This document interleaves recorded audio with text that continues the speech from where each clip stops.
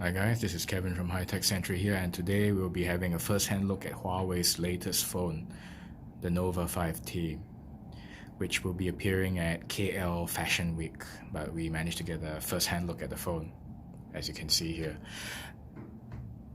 The Nova 5T will come in three colors. This is the blue variant. There will also be a purple colored variant of the Nova 5T and one in black.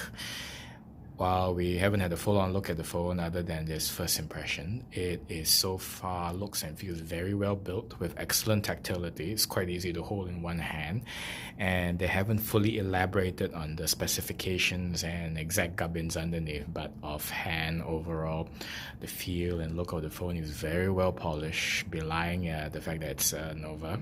Base comes with a USB Type-C port, left side comes with a SIM card port, right side has a side-mounted fingerprint reader that doubles as a power button, and you have the volume rocker here.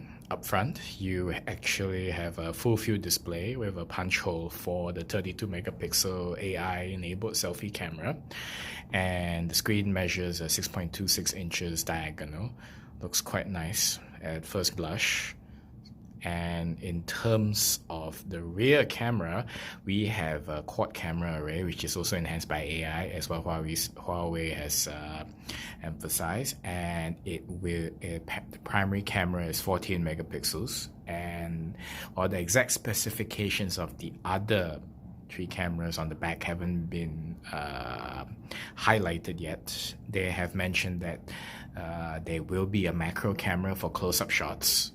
One of these will be an ultra-wide angle camera, and there will be a depth camera, presumably like a TOF camera for bokeh shots.